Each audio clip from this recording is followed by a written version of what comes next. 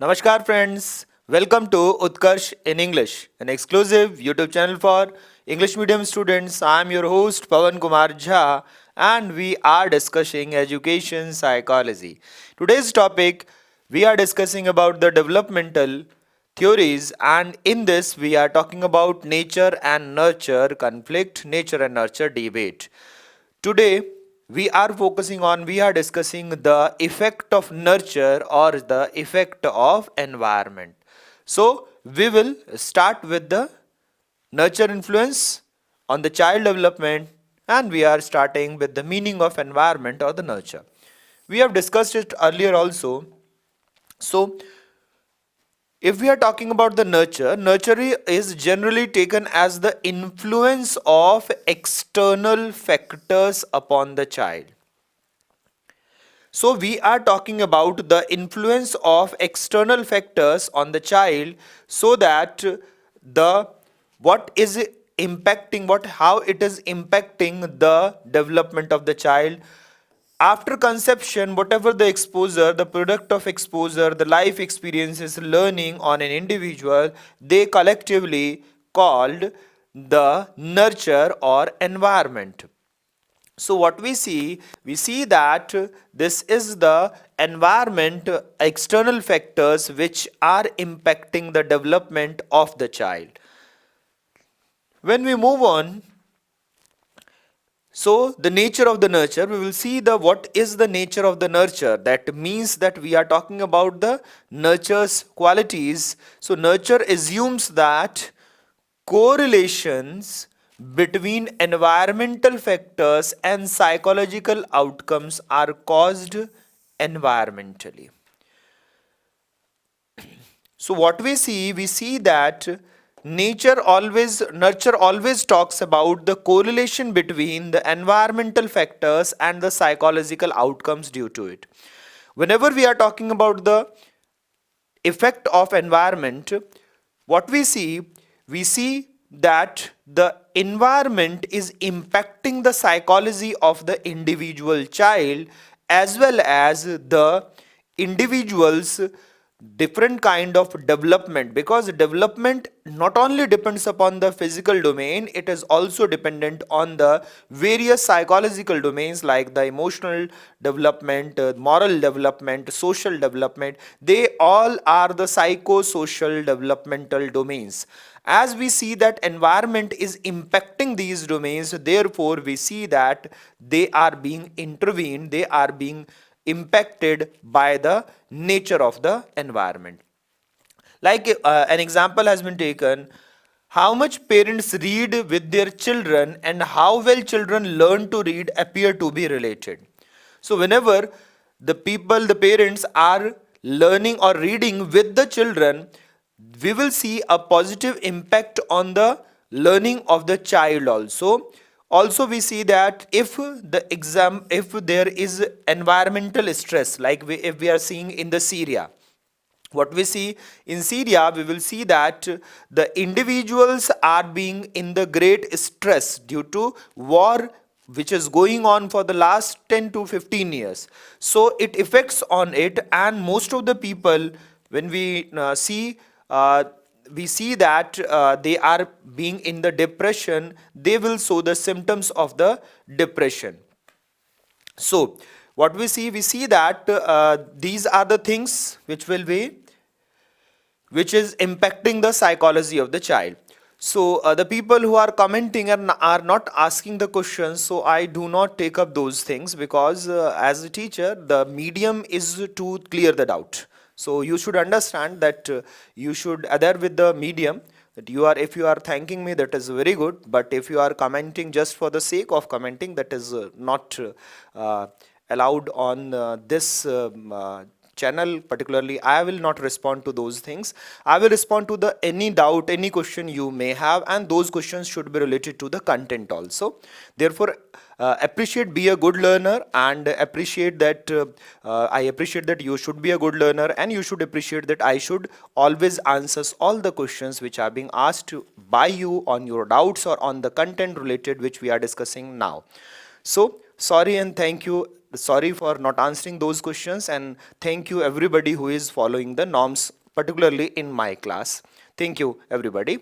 So let us move on. Good evening and welcome to everybody who have just joined us. So, behavioral genetics, when we are talking about the nature of the nurture, they also talk about the behavioral genetics. Behavioral genetics, that means that we are talking about the heredity, we are talking about the genes, but we are also talking about the behaviors. So the behaviors are being impacted by the genetics also. These kind of things got the behavioral genetics. Argues that what look like the environmental effects are to a large extent really a reflection of genetic difference. Plomin and Buzzman actually talks about it. So what we see that various kind of behaviorists also say that genes are responsible for the behaviorism, whereas the pure, the classical, the rationalist behaviorist like the Skinner, like the Watson, they talk about purely about the environmental impact. So what we see that most of the behaviorists, they are the environmental supporter.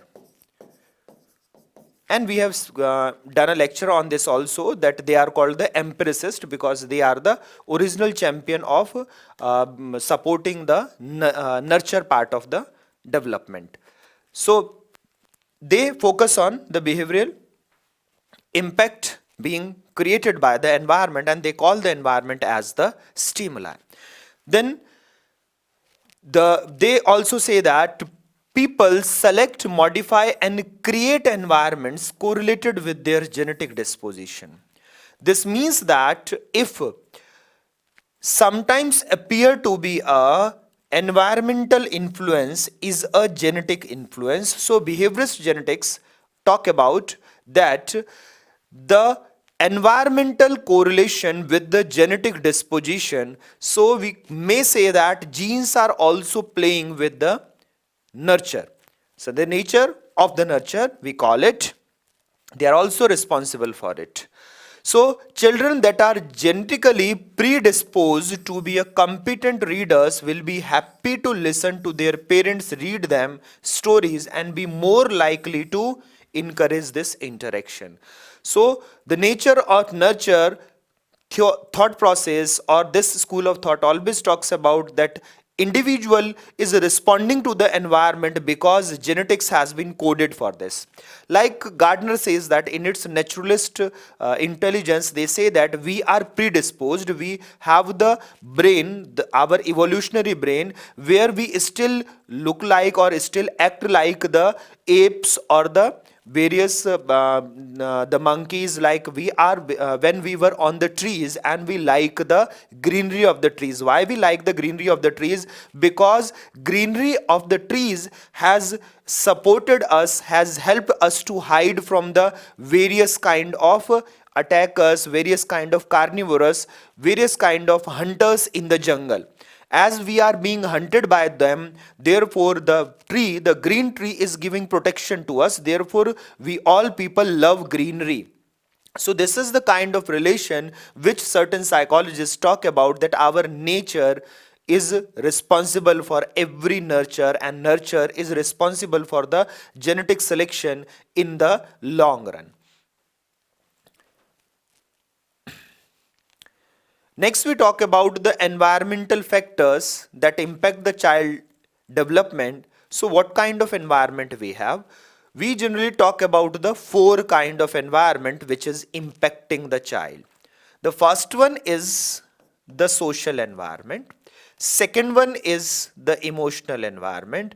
Third one is the economic environment. And fourth one is the physical environment. So they are four categories in which we generally categorize environment of the child which impacts the child development. The factors which are responsible for the child development, which are responsible for the various domains of child development, can be classified, can be categorized into these four classes or categories. So let us take one by one. The first one is the social environment, which is the child relationship with others at school and in the community. So what we will see? We will see the Bronfenbrenner's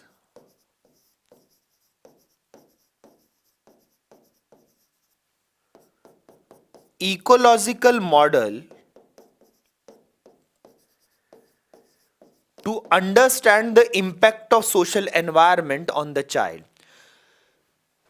Whenever the child is living in the society, they have relationships with the other people, and this relationship results into the psychological development of the child.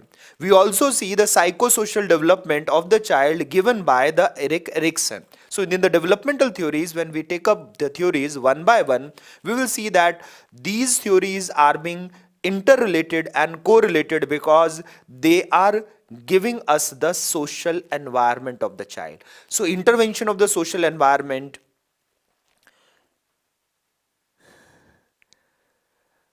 So we will see those kind of things. Oriano, you are asking, when temperature of the earth becomes 60 degrees Celsius, let us imagine that, and can the skin of humans sustain that temperature by revolution as environmental effect?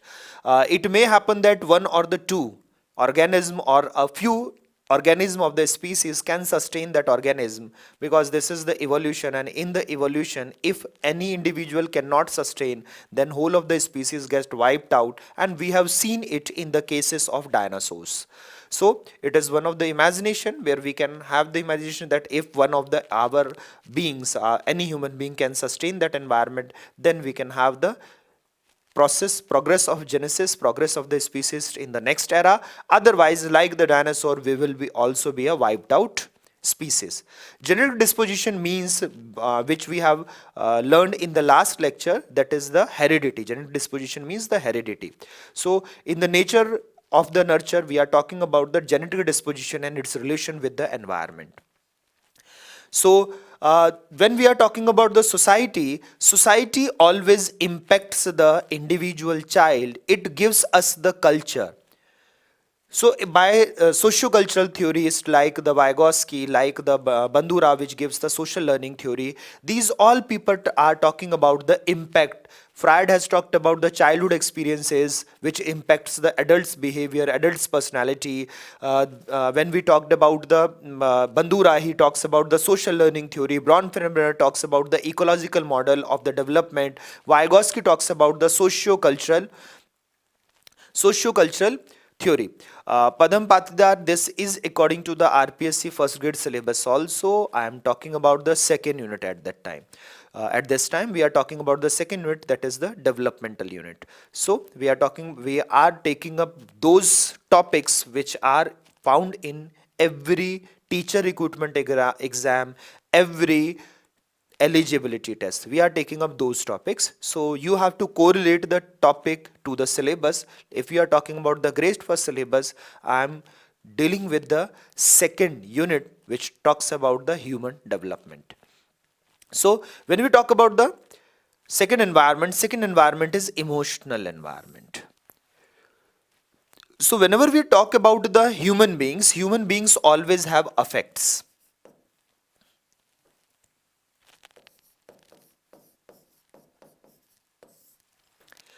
Affects get converted into various kind of emotions, and these emotions impact the child.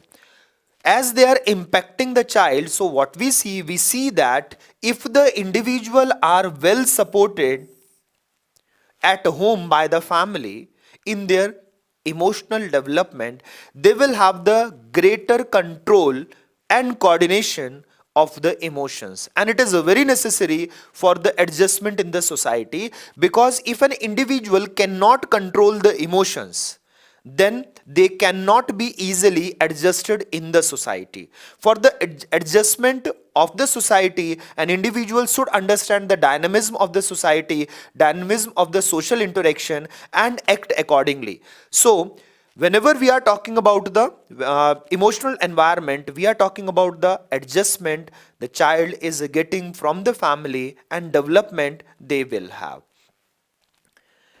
Then the next, we'll talk about the economic environment.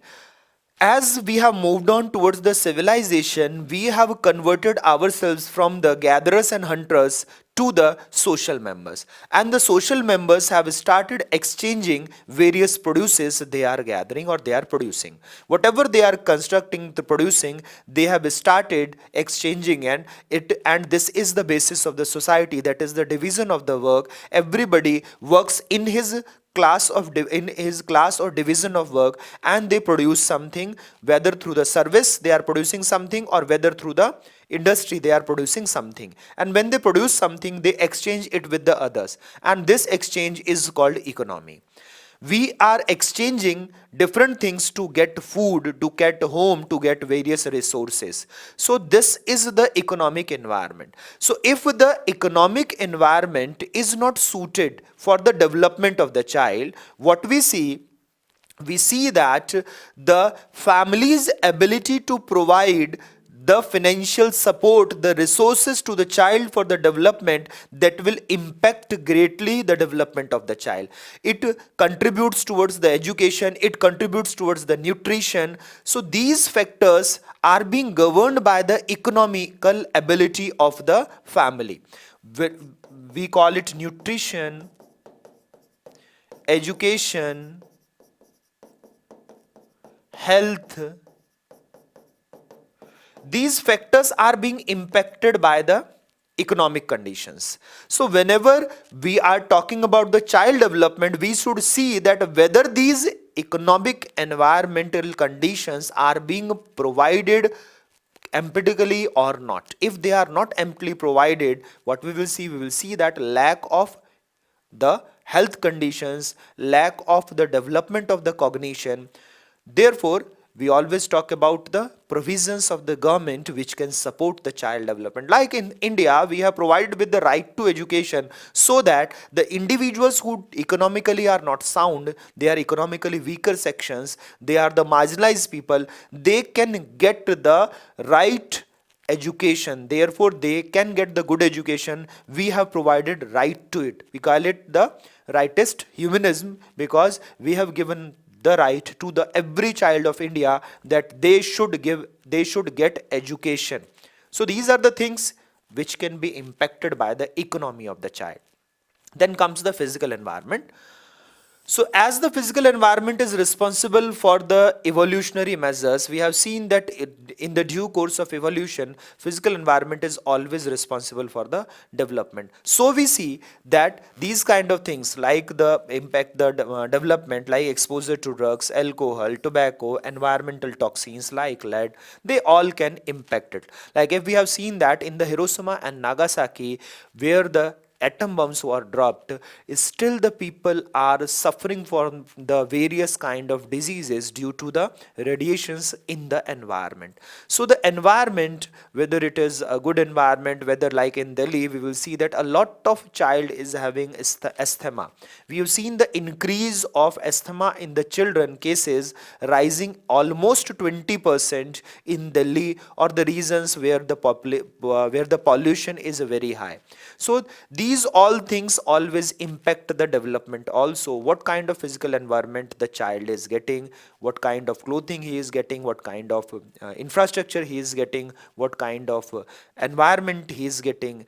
That is the physical environment which is impacting the development of the child. So they are the four major domains which impact the environment, and we always say that environment is being developed into these three things. So the child home, neighborhood, state, and even land may be the part of the physical environment. Children may have been exposed in the uterus to some of these environmental factors. Like if we say that mother is taking drugs, if a pregnant mother is taking drugs or alcohol, so it will impact the prenatal environment of the child.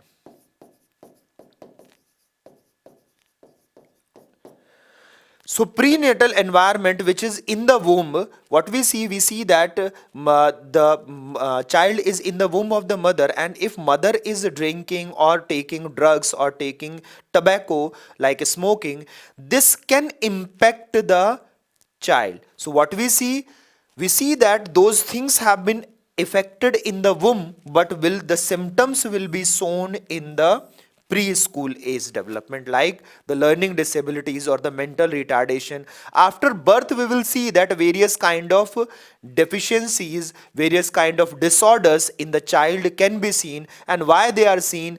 Because the mother was taking drugs or mother was taking alcohol or smoking. Therefore the child will have the various kind of disorders. Yes, Ahimsa, you are absolutely right. The feeling of the relatives and the family members constructs the emotional environment.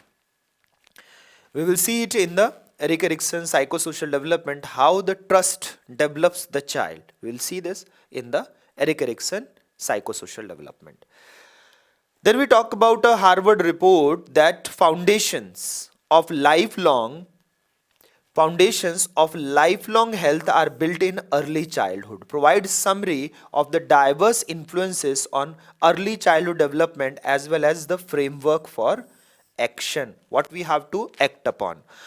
Sir, how to remove social validation from us, because most of time society deny to change their perspectives.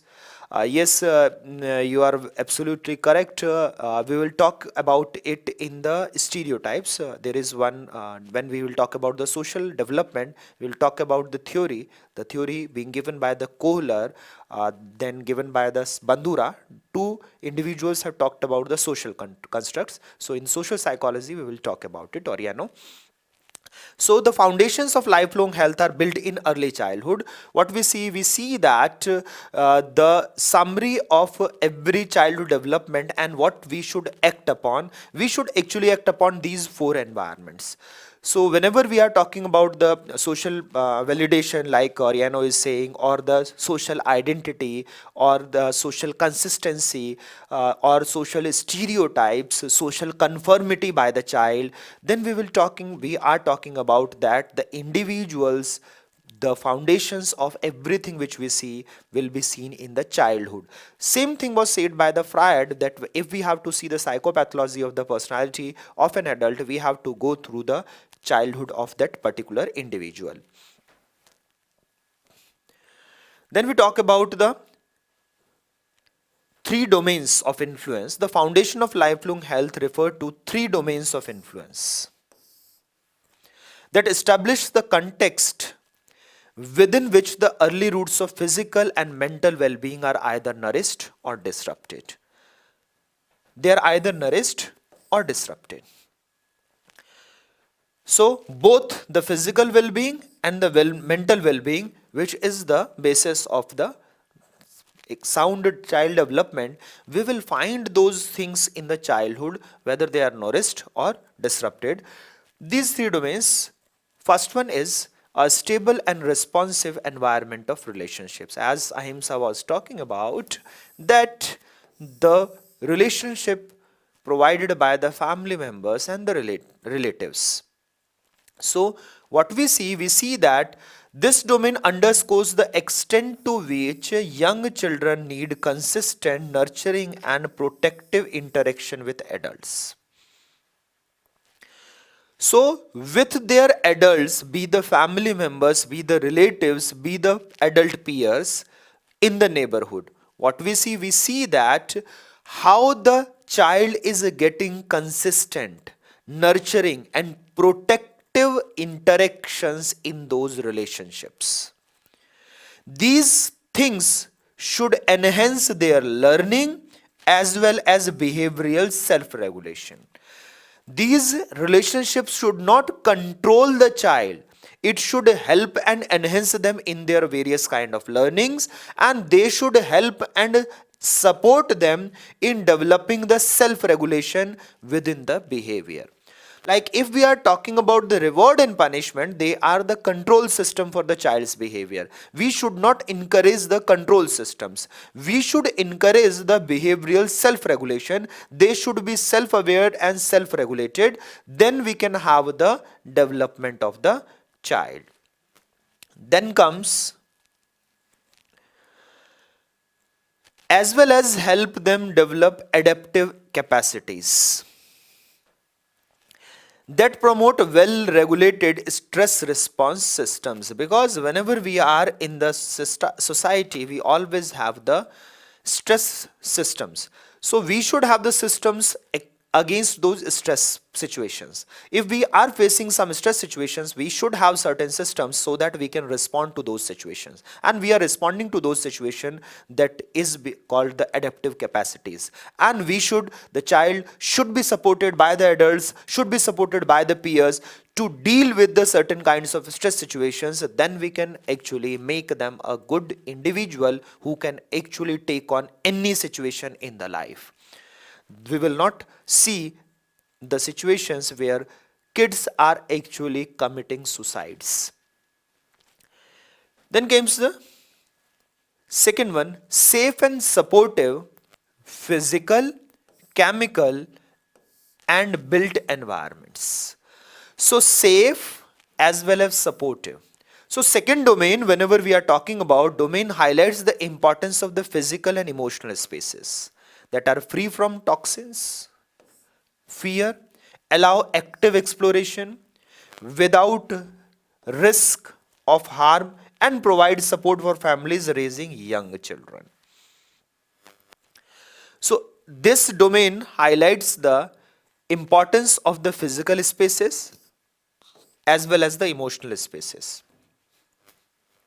So physical spaces means that we should provide each and every comfort and infrastructure for helping the development of the child.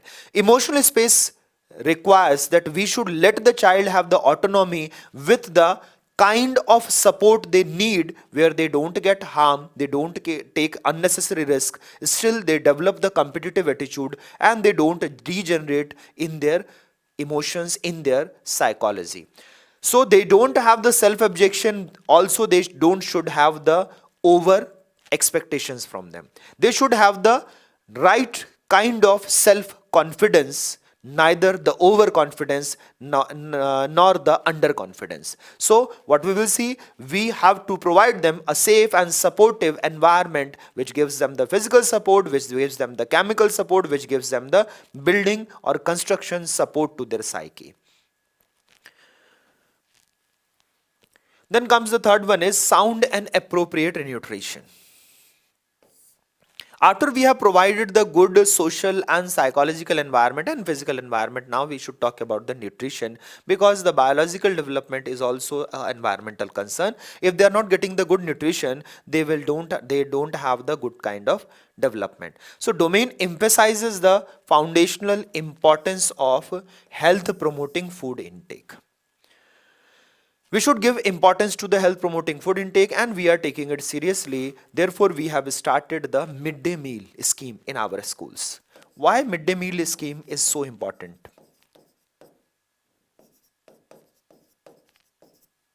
Through the midday meal scheme, we are providing sound and appropriate nutrition to the economically weaker section who are not getting a proper nutritive program. So, through the midday meal, we are actually trying to give them at least one time of complete nutritious food. Therefore, midday meal is now being expected in the National Policy of Education 2019. We are expecting that midday meal scheme will be actually expanded to the breakfast and the midday meal also, and we are extending the time of schools also. We are demanding that, therefore, as we are engaged in the meal activities also, therefore we should provide more time in the school, and still it is in the talking how we gonna implement it, because evening schools are also there, morning schools are also there, how we gonna take up this program. But this is one of the necessary steps for the complete and correct development of the child. Then we talk about The childhood development influences according to 8 categories based on a published framework of child and youth health and well-being indicators. These indicators are being included in the United Nations Developmental Program, UNDP program, and it has been adopted in the SDG, Sustainable Development Goals 2030. They are from the SDG 2030. There are 8 categories which impact the childhood development and which has been included in the sustainable developmental goals, which we have to achieve by 2030, and India is also a signatory to these goals. Earlier they are millennium developmental goals, MDG. By 2010 we have to achieve them, but we have failed our children, we don't have achieved them. After right to education, we are also implementing these schemes, like we have started the ECC program in our India. Now the government schools are opening the nursery and the pre-nursery programs in their schools. So for SDG 2030, we are having 8 goals. First one is the health and safety. Second one is the education. Third one is the material well-being. Fourth one is the equity. Fifth one is the family and peer relationship. Sixth one is the participation. Seventh one is the subjective well-being. Eighth one is the behaviors and risk. And ninth one is the physical environment. This is the second one. Third is material well-being. Fourth is family. Fifth one is this one, peer and participation. Sixth one is subjective well-being. Seventh one is behaviors, and eighth one is the physical environment. These are the 8 areas which has given us the framework of environment for the development of the child. Whenever we are talking about the framework, what as an environment we should develop, because you have always seen that in the various exams it has been asked what should be the best environment and what should be the environment facilitated by the teacher or the system or the school. So school should talk about these 8 categories where we have to develop the framework for the environment of the child, where we can ensure the good and complete development of the child. So we see the health and safety, we see the education, we see the material well-being, we see the equity, we see the family and peer relationships, then the participation, then the subjective well-being, then the behavioral and risk factors, and the physical environment. So they are the areas where we should work upon. So let us take them one by one. First one is the health and safety. So vital parenting practices include such elements such as responsiveness, maternal-infant interaction, breastfeeding by the newborn mother, father's involvement, nutritional food choices, physical activity, and many more. Whenever we are talking about the health and safety, we are talking about these practices. The parenting practices or the school practices, they should be involved in this: responsiveness, maternal-infant interaction, breastfeeding, father's involvement, nutritional food choices, physical activity. These things are talking about the health and safety. If we are talking about the schools, if we are talking about the education, we should take up the nutritional food choices, like we have implemented the midday meal. Physical activities, we have talked about the inclusion of the physical education in our schools. Then we are talking about the responsiveness and many other features which will talk about the health, because we have the regular health checkup of the schools. We ensure the safety of the school children through the various kind of interventions. We have talked about the ayahs, we have talked about the various support staff in the schools.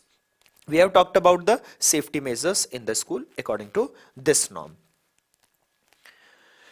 Then we talk about the education, family literacy, multilingualism, numeracy interventions have a large impact on children's learning, health, and development. So whenever we are talking about the education, we have seen that through the National Curriculum Framework, we have addressed these things. By the NCF 2005 or the Right to Education Act 2009, we have addressed these things.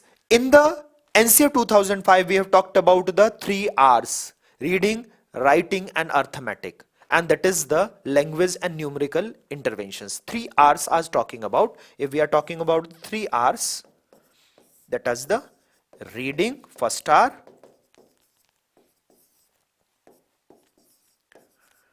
writing, the second R, and arithmetic is the third R. So we have included the 3 R's in our curriculum NCF 2005. That is about the literacy, language and numeracy interventions, and they impact the learning, they impact the health, and they impact the development of the child. Then we talk about the material well-being and equity. So if we are talking about the material well-being, Chandni Gupta is asking what is the family literacy. Family literacy means that whether the child is the first learner of the family, or whether it is the second or the next learner. Like we have the child whose parents are illiterate and never have gone to the school. Those are called the first learners, first generation of learners. So family literacy talks about the first generation of learners, or whether the family of the child is, the family members of the child are literate or illiterate. If they are illiterate, they have never gone to the school, then we call them at the first generation learners. So we may write it because it is asked somewhere. If we are talking about the family literacy,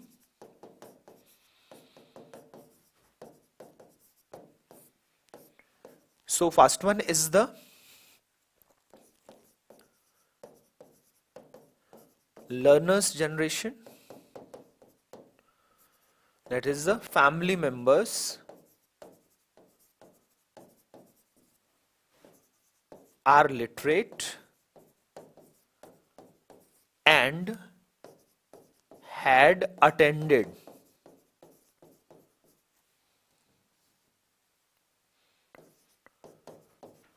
the school in their childhood or youth.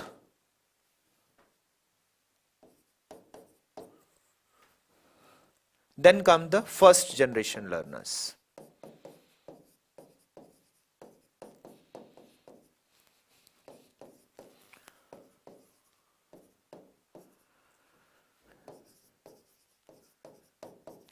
Parents had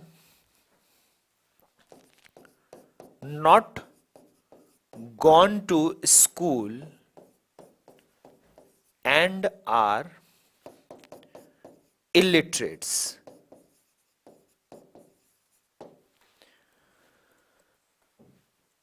So if the parents have not gone to school and are illiterates, then we see that the individual is first generation learners. This is called the family literacy. So we have to also talk about the family literacy. We will have the susceptibility of the learners of not learning, and we have to have the interventions for particularly that kind of students who have the history of first generation learning. So if they have the first generation learners of their society, of their family, then we should have the intervention that they should not be in the queue of those generations, that they should also hate the learning and they should dwell for learning. Therefore we should have the special intervention for them. So next we are talking about the material well-being and equity. Material well-being and equity means that the material circumstances of the child should be given, the resources should be given, the housing should be given, the neighborhood should be given. These things we are talking about.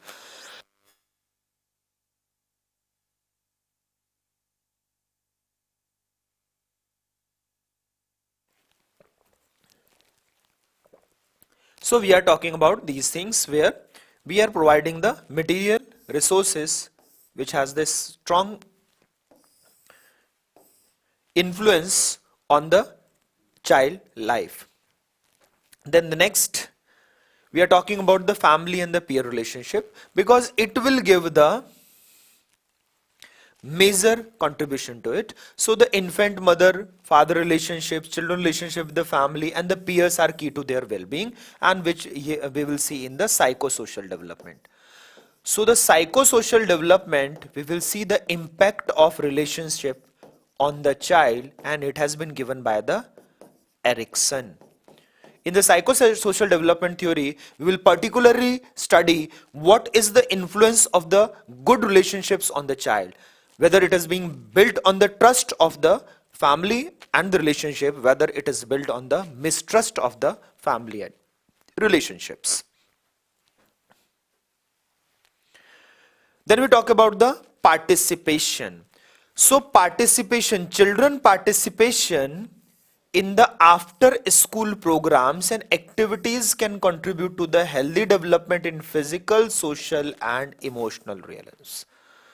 So participation, whenever we are talking about the participation, in a school participation, out of the school participation, social participation, every time when child participate, we will see the development in the informal way.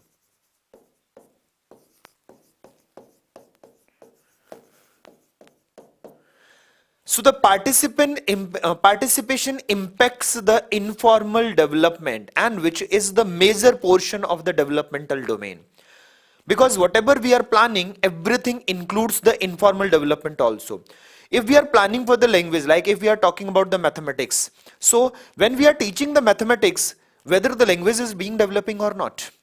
Like I am teaching you the education psychology, but if I am speaking in English and you people are English teachers, then you are listening those words also, and you are listening those words also, it will improve the reading and listening habit of English of all the learners who are watching this video.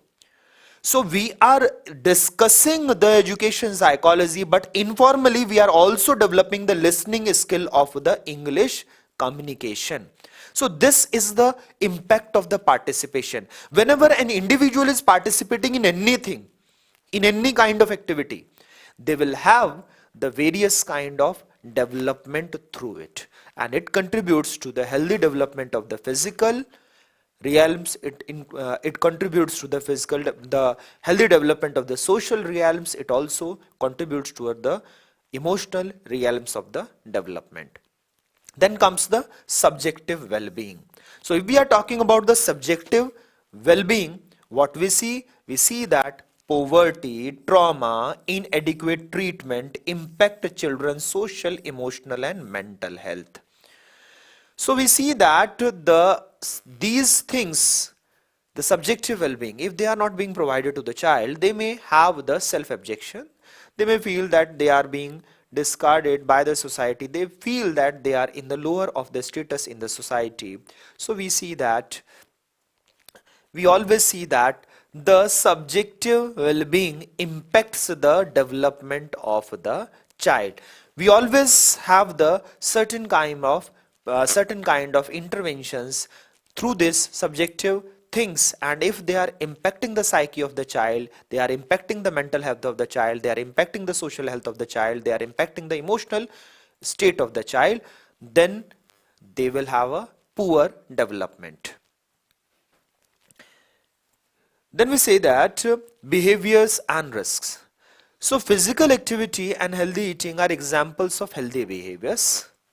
Physical activity as well as the healthy eating, healthy behaviors that contributes toward the children's well-being, because through these things we will have the good impact on the health. Then we see that while risky behaviors, whenever we are taking risks such as substance abuse and aggression, can have a negative effect on children's well-being and health. They are actually impacting negatively. If an individual is given for the substance abuse, like the drugs, like the alcohol, like the smoking, it will have the negative impact. Or they are going for the risk or the dangerous things like riding the motorcycle or bicycle without a helmet. They can have a impact, they can have a condition where they can be impacted negatively. So we should always talk about the behaviors that should be in the positive manners. We should always talk about the risk, calculative risk, where we should always wear the protections. So Ahimsa is asking what is peer relations. Peer relations means the friends of the individual of the same, almost same age, they are called the peers. So the individual always have their friendship, and friendships technically are called peer relations. Whenever we are making friends of almost our same age group, then we call them peers.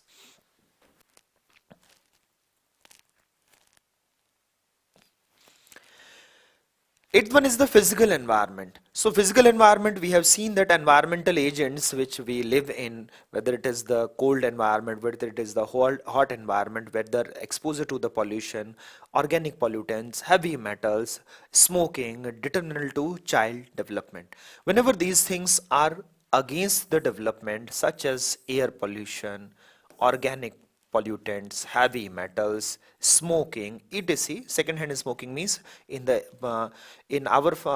front of us some other individual is smoking, so they are smoking with the filter, but we are having the smoke without any filter, and that kind of smoking is called second-hand smoking. And we always see that on the roads. Like in Delhi, it has been banned, still the people smoke on roads.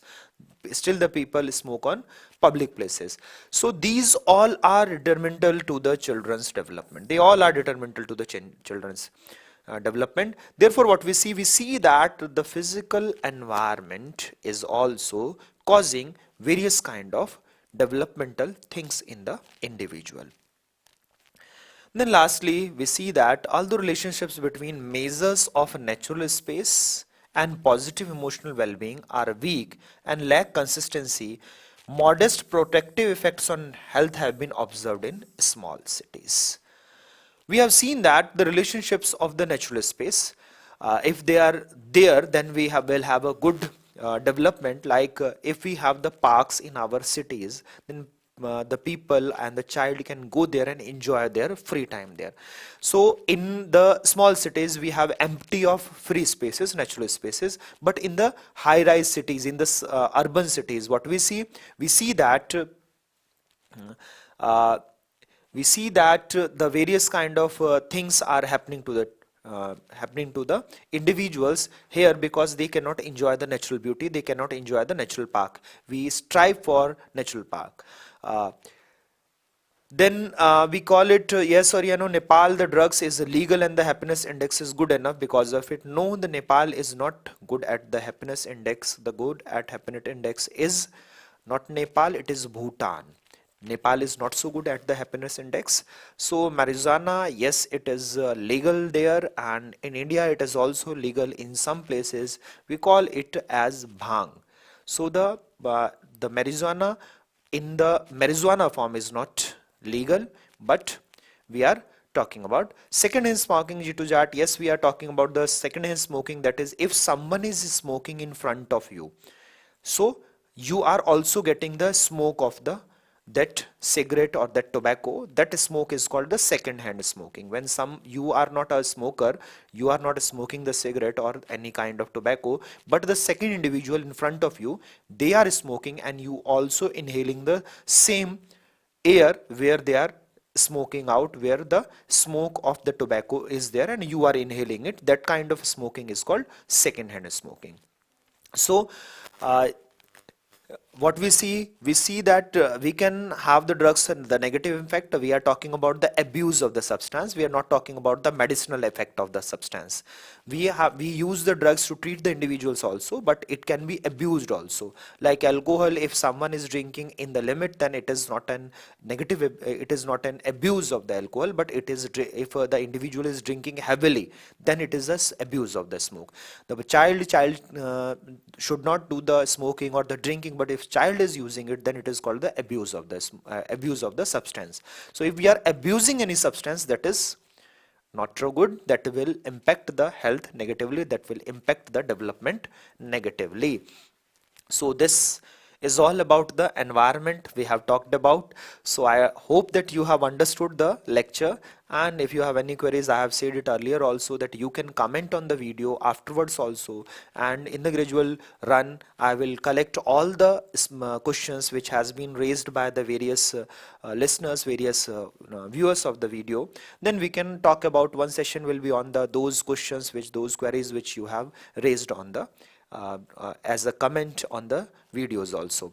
So in the next class we will take up the laws or principles of development. I hope that you have understood the hereditary impact and the impact of the environment according to the education also, because our concern is education psychology. Our concern is not only psychology, we are also talking about the education. So I always try to intrigue you the various educational impacts of the psychology also.